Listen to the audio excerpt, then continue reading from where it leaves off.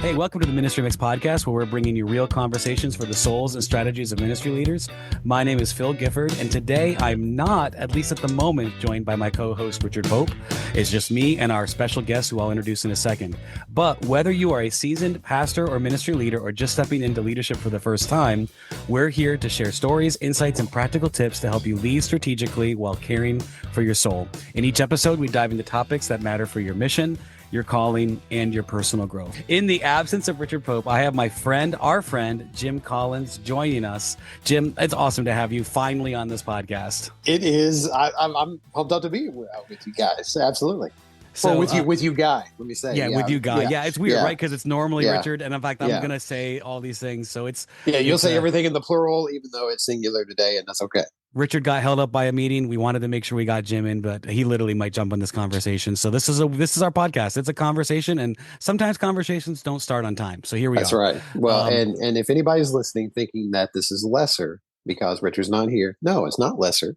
Phil, you are valid. You are real. You exist. You matter. Yeah, but there's an energy level that Richard brings that I have no desire to match. No, I understand. I understand. That's a lot of effort to match that level of energy. Well, some of our listeners, just because of our network of friends that listen to this podcast, know who you are, Jim Collins, but I bet you a lot of them maybe don't know who you are. So just give me a snapshot of who you are, what you do, and who is Jim Collins? Not the great author of Good to Great. No, not a great. But when I put that in the title, our podcast statistics are going to go crazy. I'm sure. Yeah. Oh, wow. Jim Collins. Yeah. Not that one. No.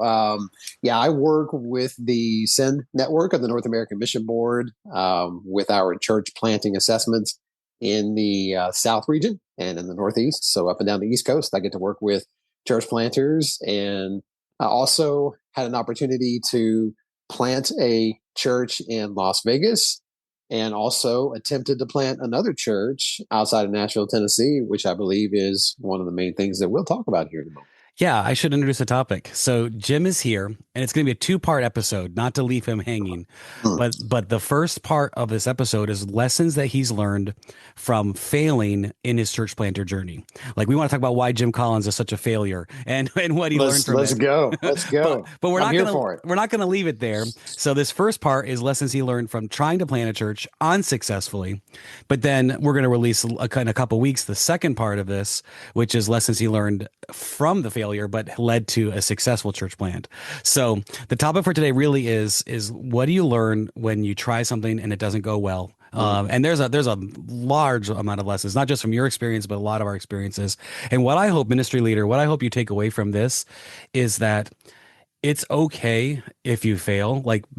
And there are reasons why you fail that need to be adjusted, but not everything you do is going to be a success. And sometimes through your failures, God trains you, he equips you, he teaches you, he corrects you in ways that are really helpful to lead toward the more successful thing, or, earthly success, right? We want to be careful with our definitions of failure and success in this podcast, but all these things lead us to a ministry leader just kind of trying to understand the heart of things and how to learn when things don't go well. So, it's gonna be awesome. So the lessons learned from a failed church plant. So, yes, sir. Jim, let's go to that first part of your story and just give us a snapshot of what you were trying to do in that season with this church.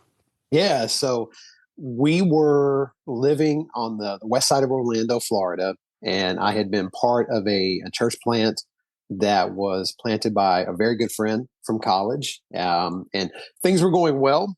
But there was just this thing in me of, I kept looking at what he was doing and thinking that I could do that. I wanted to do that. I wanted to kind of, for lack of a better term, be the guy.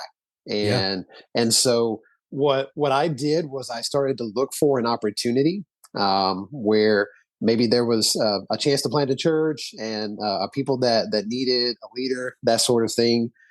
So really through some conversations with a friend from seminary, I found out there was a group of people that had kind of gathered together outside of Nashville, Tennessee, in a town called Smyrna. And they were a group. They were looking for a planter. I was a planter looking for a group. And so I thought, all right, this is going to be a match made in heaven. So That was really a lot of what started this journey for us. And that's a healthy initial thought. Like what you say Yes. is when you're a part of a church plant and you start going, I think I can do that. Like that's not initially a bad thing. In fact, Yep. we look for people like that. Yep. When Yep. in our church planting, we're both you and I, we've been part of church plants. I think your church has probably eventually your next church plant probably has planted churches. Yep. So Yep. like we're used to working with church planters at different levels, and so like you kind of want that like God stirs in I can do something like that, and you begin looking for where you can go. Yes. So Yep. you found this group in Tennessee that needed a Yep. pastor, and you were Yep. the anxious young man Yeah. to go do it. Absolutely. And so we set up a time. Beth and I, my wife, we actually went up to Tennessee, met with them, spent time with them, and again, just tried to start talking what they saw as their vision for planting, what I saw as my vision, and again, trying to see if this was a match. And yeah, we as much as we knew and we're trying to figure this thing out, we were just trying to take this thing step by step and see if this really was the thing that we should do. Hmm. So eventually you decided to go do it, right? You We went up did. there. We did. What were you like? What were some of the hopes you had for this church as you started it, you launched it? Like, what was your dream for that city when you walked in? So the dream for that church, believe it or not, was to be a carbon copy of everything that we had experienced in the church in Okay. Florida. Like me, honestly, and once we start talking about mistakes we made and Yeah. bad leadership decisions, that's one that's going to come shining through.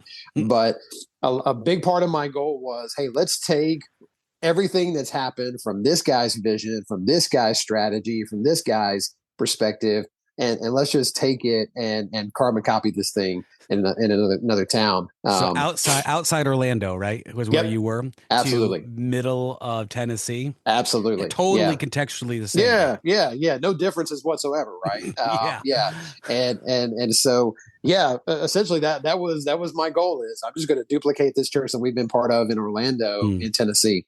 Gotcha. Yep, yep. Now, I do want to make sure I loop back in and like I'm sure that God did some life-giving things and some hopeful things through this church plant. But as you started this church plant and as you got there, what were some of the early warning signs that things weren't working? Well, and what I would say is even before we got there, like, and so much of this is hindsight, right? What I'm Yeah. about to share, but then I'll share some of the things we experienced when we got there. So in hindsight, one of the things that I did not do is, as much as we love this church in Florida, I did not go to them for counsel or Wow. insight on this decision. In Okay. fact, the only time that I really had a serious conversation with the leaders of the church was when I told them that I was leaving. Man. Okay. so, Yeah, so you had this yeah. stirring and Oh, no one who was in spiritual authority over you or shepherding 100%. you. You're just Yeah, like, guess what I'm yeah, doing, guys? yeah, exactly. And I remember one of the elders in the church back in Florida said, "Hey, if we would have known about this, we would have been happy to be part of this Hmm. journey with you." And he was in a very gracious way, basically saying, "Bro, you weren't going to say anything to us, and now you're just going to go." Wow. So that obviously, again, looking back, was one of the most foolish things that I did in this whole process. Because if I would have done that, those guys probably would have said, "Hey, bro, we love the aspiration, and we see this for you, but you might want to slow down a little bit and let us speak into some things Hmm. that we've seen in your life and ministry and help us help you think through timeline, next steps, that sort of thing." Yeah, Yeah. the people that knew you best and Yes. seen you best wanted to be a part of that. It just kind of reminded me a lot of times when people are called to ministry, and we did a whole podcast a couple weeks ago on 6 things to do when you feel called to ministry.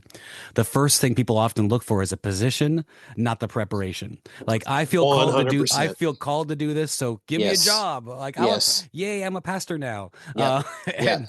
And And that's what I had done. I was so jazzed to do this. yeah. I was just looking for a chance to do it. And when this opportunity came my way, I thought, hey, this has got to be perfect because it fills in all the blanks that I'm looking for. Hmm. Yeah. And but missing the things that you need from your local church. Yeah. 100%. Yep. So Yep. so when that elder confronted you, what was your initial thought? Like, oh, I missed something, or you're like, we'll be fine. What was your posture there? It's a great question. Probably a pretty good mix of both. Yeah. There was kind of that sheepish, yeah, you're right. I should have done that. But a lot of it was, hey, this decision's made. We're doing this. Hmm. And so again, they were kind in that I don't know that they would say they sent me out, but they graciously let me go. Gotcha. There weren't any hard feelings, nothing like that. But yeah, in my mind, the die was cast. We were doing it. Gotcha. Well, I think that it's as a ministry leader who's helped raise up other ministry leaders, there is this weird balance between capturing the excitedness and the energy and the ambition of like, man, God's called me to do something. I want to chase it. I want to go, but also holding them back enough to say, hey, if you jump into this right away, Yeah. it's going to be probably unhealthy for you, Yep. and most likely unhealthy for the people you lead. No doubt. So it's just a tricky spot. Well, one of the leadership lessons that through this journey and just being around ministry and church planters that I've learned is as a leader, if you cannot submit, you cannot lead. Hmm. And I needed to learn that I should have sought an opportunity to submit to the counsel of those men, invite that into my life, and then really receive it. And if I had done that, that would have absolutely differently shaped the trajectory of what we were about to walk into. So you leave Orlando, you drop into drop into Tennessee. I Yep. said Nashville. That's like literally the only city I probably could name off the top of my head in Nashville Yep. or in Tennessee. But you get to Tennessee, and then you kind of realize, oh, there's probably some things I should have done. How did that start fleshing out when you got on the ground? Yeah. So we started just meeting with we had probably I'd say 4 or 5 families that were pretty committed to this idea of starting a new church in our community. So we started meeting together and just really trying to pray together and then brainstorm vision how this new church would look. And yeah, honestly, it didn't take long to where I started to realize a couple of things. Number one, I did not have the visioning or leadership capacity at that point to really get this thing moving. And because of that, we were not gelling as a core team because they needed someone to come in and share that vision. And the best that I had for them was, hey, let's do this great stuff that we did when I was in Florida. Yeah, here's all the things I copied from my last church. Absolutely. And nothing stirs people more to a fresh vision than here's all the cool things I saw them do. Absolutely. Yeah. Let's be like those guys. Yep. No Gotcha. doubt. So you started hitting that wall. Just was not. Was this church kind of still in like was it meeting publicly? Was it no just a group? We were essentially in core group phase is where we were. Now, again, foolishly, what I decided to do was I convinced myself, well, in order to get out of core group phase, we've got to start getting some momentum and get to some kind of critical mass, right? Yeah. So let's find a space and let's launch a Sunday service. Even though we had not reached anybody else outside of our core team, we had really not gelled ourselves as a core team. But hey, we need to do that. Get me in front of people. I'll make it happen. Absolutely. And so we rented a space, started to make some plans for that. But before that first service happened, we had our kind of come to Jesus moment as a core team where all the wheels fell off. Yeah.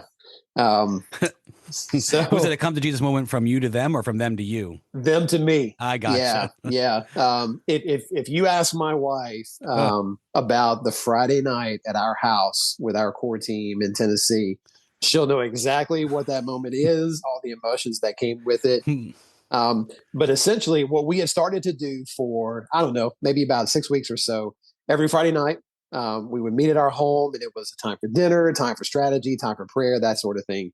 And again, it was just becoming apparent, I think, to everyone that we were not unifying and we were not going anywhere. And there was a growing frustration on the part of several of the families in the group.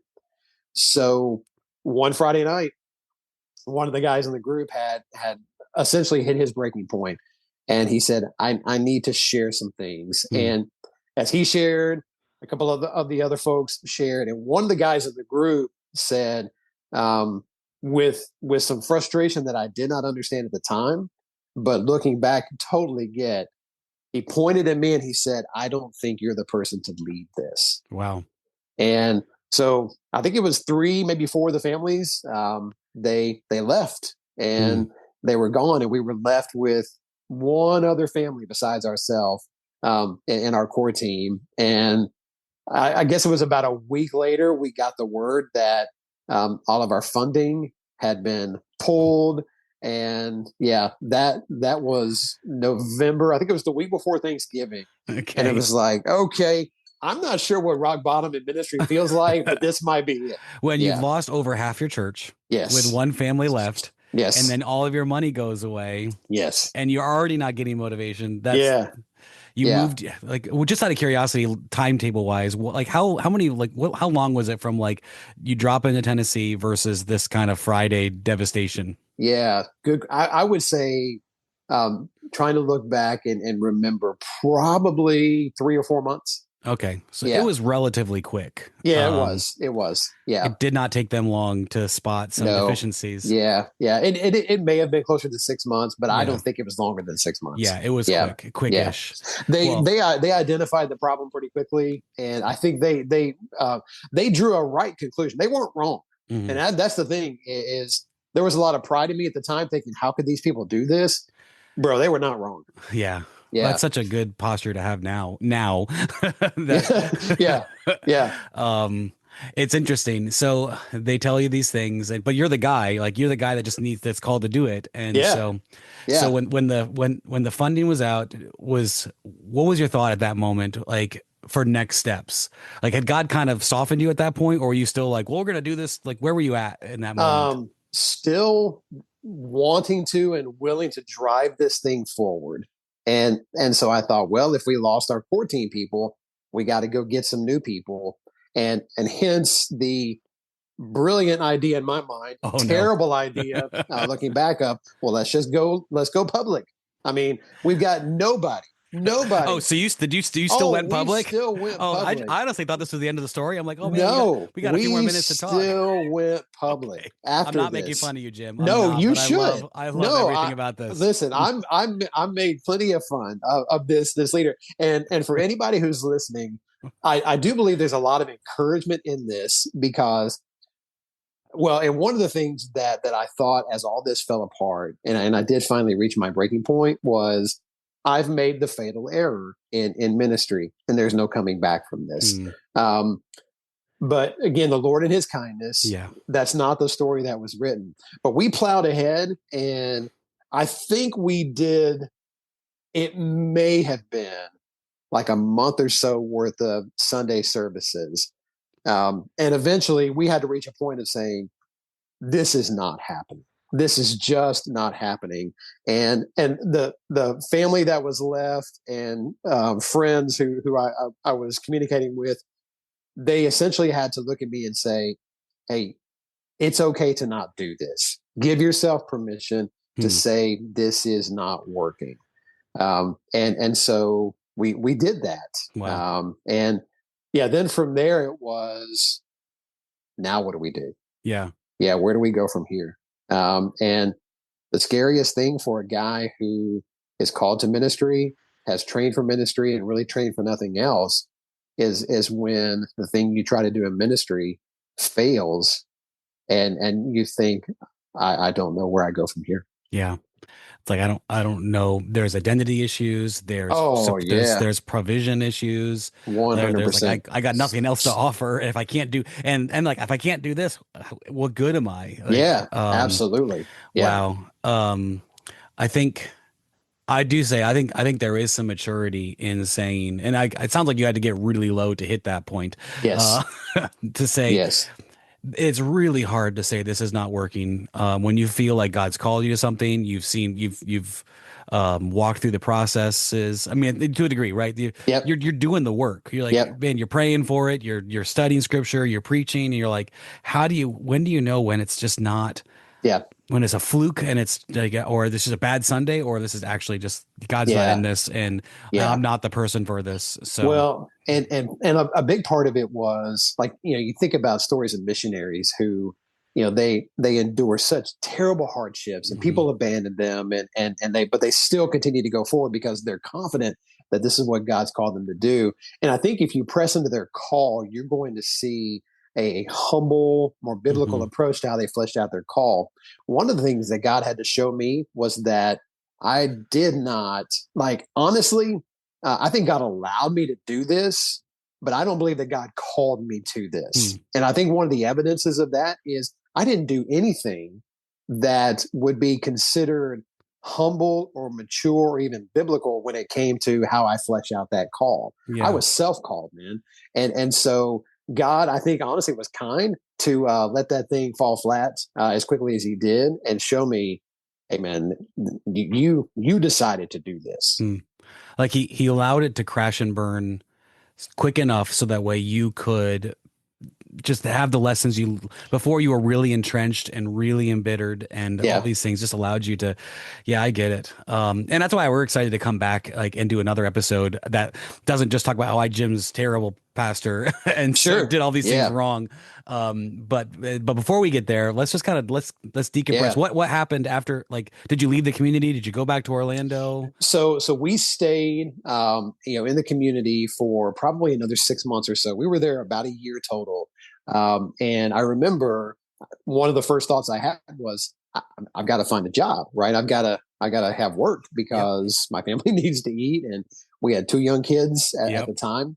So, I worked for a plumbing company in There you go. Nashville. My brother-in-law worked there. So he got me a job in the office. And so I worked there for a while, but again, God in his grace was kind enough to keep the relationships with our church back in Orlando open.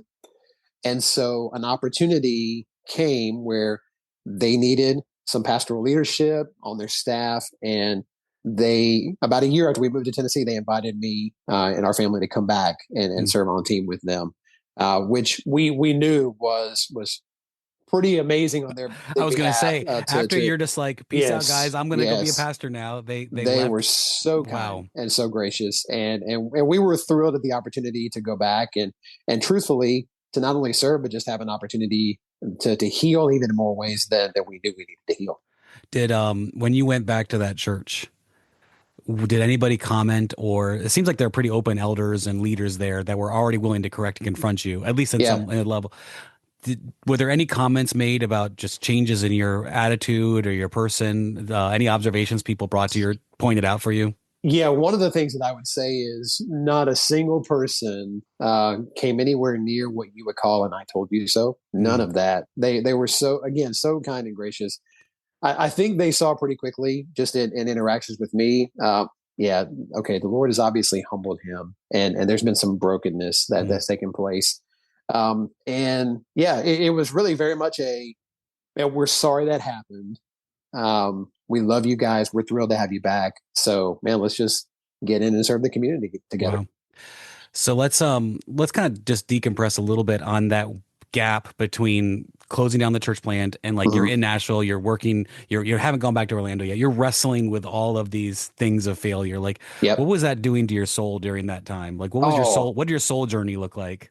so there was a very hard part to it and a very precious part to it. Hmm. The hard part to it was you touched on earlier identity.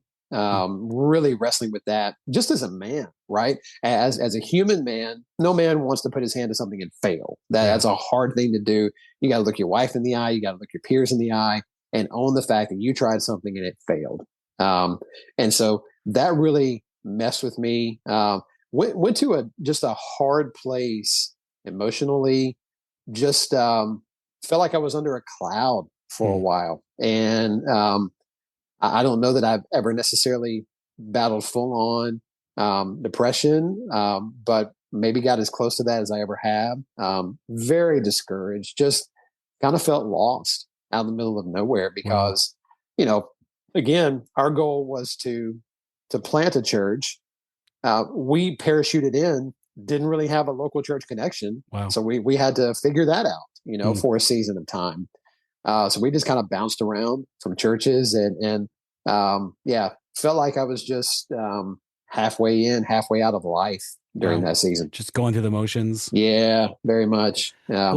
Was there anything specifically that in that season kind of helped you to begin this process of moving out of that funk and that discouragement, or just kind of maybe started breathing life back into you? Yeah. One of the things, I got a phone call from one of the elders of the church back in Orlando, and he invited me to meet him. He's a um, football fan. I'm a football fan, and he knows I'm a fan of the Pittsburgh Steelers. And so he said, "Hey, I'm going to go watch them play up in December." He said, "If you'll go with me, I'll cover all the cost." Hmm. And so I did, and he spent really that entire weekend just encouraging me, reminding me that, hey, failure doesn't have to be fatal. The Lord still loves you. The Lord's still with you. And really, that was kind of the first light at the end of the tunnel that I began to see. And so through that coming back, that just put me in a different frame of mind where, spending time in the Word was a little bit easier to do. Kind of seeing that this doesn't have to be the end of the world for me became a lot more realistic. Wow. So I think that's a good lesson to the ministry leaders that are listening, especially if you have somebody who's kind of bombed it in their first shot at something, or their second or third or fifth shot at something. Yep. Is you might need to clear your calendar and just spend a little bit of time with that person, Yeah, and 100%. and remind them about their identity, that Jesus is not done with them, that Yep. they have things to offer their family, the kingdom, Absolutely. and point them to these things. That's really good. Well, I will say this: one of the reasons why we wanted to have this conversation is Jim and I have worked, but we've served together. Yeah. With Send Network Church Planter Assessments, which Mm-hmm. is a whole, if you're unfamiliar with that, it's a process that allows somebody who says, I feel like I could be or am called to plant a church, to have some seasoned voices in different lanes speak into their life and give an evaluation for their home church, for their sending church, Mm-hmm. to be able to ultimately just help them in that journey. And I think it's ironic in God's grace Yep. that the guy that said, I don't need assessment, I don't need voices, Yeah. I'm just going to go do this, is Yes. now in many ways, in a pretty significant leadership role across North America, helping all of these strategic areas assess church planters. And so Jim and I have served with that together in different capacities. And my favorite times of the assessment is people who don't know you, and we get at a dinner table and you tell this story, because you can just see, we often hear about the successes of church Yeah. planters, and we Yep. we platform, we highlight the parachuter that dropped in with no budget, no people, but just started knocking on doors, and now they're running 7,000 in a town of 300, and they've seen Right. 43,000 people come to Christ. Right. And we don't often hear the lessons of God's providence and goodness in failing of calling. So, Yeah. if you were to articulate some lessons or things you would do different to wrap up this podcast, just some highlights, what are some things you would do different looking back? What would you encourage a young guy or lady looking into getting into ministry at some capacity? What would you encourage them looking back and based on things that you could do differently? Yeah. And again, these are things that I've learned, and hopefully they'll translate. One is slow down. Mm-hmm. Especially as you're processing your call and how you're going to move on that call. Now, again, don't hear that as don't take action when it's time to take action. But one of the ways that we need to slow down is really seek the counsel and wisdom of those who know us and have seen us in action, and let them speak into our lives. And if that means that we delay in moving forward, that delay is not disobedience. Often that delay is obedience. Wow. And so just really be willing to do that. And not interrupt you. You see you see that pattern all throughout Scripture. Yes. I think you see. I mean, and I don't want to overly connect, kingship of David to church planting. Sure. That could be super unhealthy if you look at that. But like, David was literally anointed king. Yep. and then were sent right out to the fields and then served under Saul Yep. for Yep. years. Yep. Absolutely. So God had called him to lead this nation, but he just served. And then you have Paul, who gets Acts 9. Jesus is like, I want to make you this greatest missionary. And then like he kind of disappears and just gets really gospel oriented for several years in the wilderness. You see from Galatians. So that delay is so important. It is. I think it's not disobedience. It's obedience oftentimes. Yeah, absolutely. So, all right. I'm not going to take your thunder though, but no. That's slow down. Slow down. The other thing that I would say is, lessons that we learn is the culture of your church is way more important than the strategy of your church. Wow. And one of the things that we learned pretty early is we didn't have a culture. There was no real culture there because I was just trying to come in and do something. And instead, what mattered more was, okay, who's in this community? What is this community about? Where are the missional opportunities in this community? How can we live as missionaries among our neighbors where they work, live, and play, and start to build real relationships, get opportunities to share the gospel, see people saved and discipled, and then watch a church birth out of that. If we would have come in with that kind of a perspective and set that kind of culture, that would have been a much healthier way to approach this, rather than just coming in and saying, hey, we need to start something. We need to do something that, that has the religious goods and services that we can dispense to our community. Yeah. Here's my photocopy. Here's my plan. Yes. Not what does God want in this place? Yes. And that's another leadership lesson that I learned very much the hard way is when you lead, you have to lead based on who God has made you to be.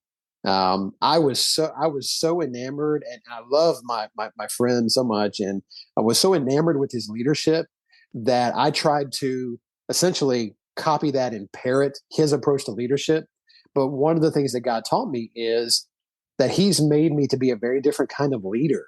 And instead of trying to do something else that somebody has done well, let the Lord have his work done in me and through me, and let the Lord determine the scale and the pace and the size and the scope of that. But the giftings he's given me, the wiring he's given me, lead that way instead of trying to emulate another leader that I love and respect, but can never be. Yeah. It's almost like Ephesians 2:10 is truth, that you're a masterpiece, unique masterpiece created by God for the work that he has called you, not to model what your neighbor did. Absolutely. Man, such good lessons. Did I cut you off, or is that the last thing you need to share? Yeah, absolutely. And just the other significant leadership lesson that we learned from this, and it's just really more of a soul lesson, is the Lord is kind to allow us to go through these kinds of seasons and bring us through these kinds of seasons. And so I remember one of the hardest conversations I had was after we got back to Florida, and I connected with a guy who had been through a very similar church failure. And I was at a point where I was able to say, I thank God that he allowed me to go through this. And my friend looked across the table. He looked at me and he said, yeah, I'm not there yet. Wow. And I don't know that he ever got there. And if you have failed, it does not mean God is done with you. So take heart. Even if you never serve in ministry or a role again, it doesn't mean he's not done with you. So trust in that and be encouraged by that and take heart by that.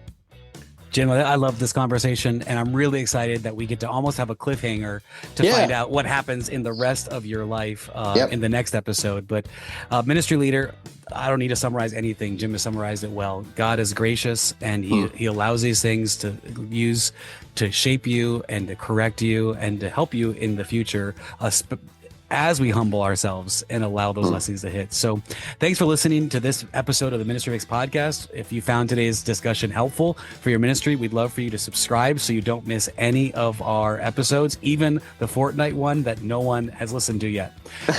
If you could take a minute and leave a review, let us know what you think. Your feedback helps this go before other leaders. And if you have questions and topics or discussions we should have, connect with us on social media. Let us know.